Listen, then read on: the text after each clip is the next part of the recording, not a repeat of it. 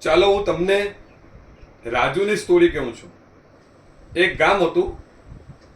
અને એમાં એક રાજુ નામનો છોકરો રહેતો હતો અને એ છોકરો ખૂબ જ ગરીબ પરિવારમાંથી આવતો હતો અને એના ફાધર ખેડૂત હતા અને એ લોકોની પરિસ્થિતિ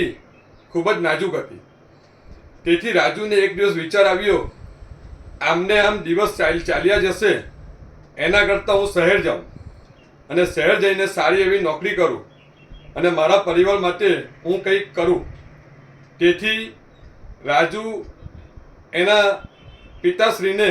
વિનંતી કરે છે અને કહે છે કે મારે શહેર જવું છે નોકરી કરવા માટે। તેથી એના પિતાશ્રી એને શહેર મોકલે છે અને ત્યાં રાજુ એક રેસ્ટોરન્ટમાં વેતરની નોકરી કરે છે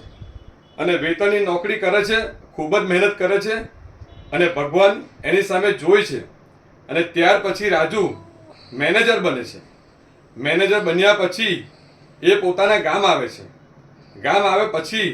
એના પિતાશ્રી એના લગ્ન કરાવે છે અને છોકરી પણ ખૂબ જ સારા પરિવારમાંથી અને સંસ્કારી છોકરી એના માટે એના લગ્ન થાય છે અને ત્યાર પછી પાછો રાજુ શહેરમાં જાય છે અને શહેરમાં ગયા પછી ખૂબ જ મહેનત કરે છે અને એક દિવસ નસીબ એને સાથ આપે છે અને ત્યાર પછી એ મહેનત કરીને ખૂબ જ મહેનત કરે છે અને ત્યાર પછી એક હોટલ એ પોતે ખોલે છે અને હોટલ ખોલ્યા પછી એટલો બધો ધંધામાં રચ્યો પચ્યો રહે છે અને એના પરિવારને બિલકુલ સમય આપતો નથી અને ત્યાર પછી એનો નશો એવો હોય છે કે મારે એક પછી એક એવી અનેક મારે હોટલો ખોલવી છે અને 50 હોટલો એ ખોલે છે। ત્યારે એનું ફેમિલી, એના પત્ની અને ત્યાર પછી એને ત્યાં 2 સંતાનો આવે છે અને સંતાનો પણ મોટા થાય છે અને એની પત્ની એને કહે છે કે હવે આપણી પાસે ઘણું બધું છે, હવે તમે થોડો અમારા માટે પણ થોડો સમય આપો અને અમારે પણ કહેવું છે કે તમારી સાથે વાતો કરવી છે, તમારી સાથે બેસવું છે, પણ તમે બિલકુલ સમય આપતા નથી। ત્યારે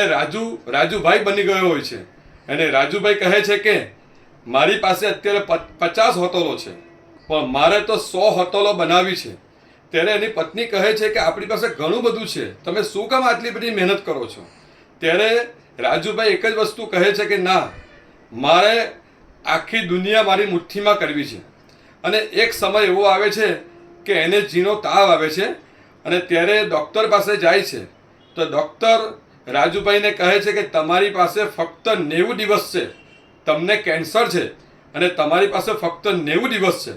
ત્યારે રાજુભાઈને પસ્તાવો થાય છે અને રાજુભાઈ ફેમિલી સાથે પૂરો ટાઈમ વિતાવે છે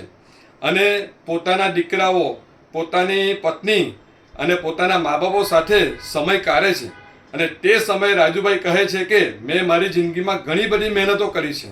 ઘણો બધો સમય મેં ધંધામાં આપ્યો છે, પણ આજે મને એટલું બધું સુખ મને મારા જીવનમાં આવે છે, ફક્ત મારી પાસે 90 દિવસ જ છે, પણ છતાં આજે હું ફેમિલી સાથે જે બેઠો છું તો મને આજે સંતોષ થાય છે। તેથી મોરલ ઓફ ધ સ્ટોરી કે કોઈ પણ વ્યક્તિ હોય, પૈસા બધાના માટે જરૂરિયાત જ છે, પણ પૈસાની સાથે તમારે તમારા ફેમિલીને, મિત્ર મંડળને પૂરેપૂરો સમય આપવાનો હોય છે, કારણ કે જે ગયેલો સમય છે તે પાછો આવતો નથી। રાધે રાધે।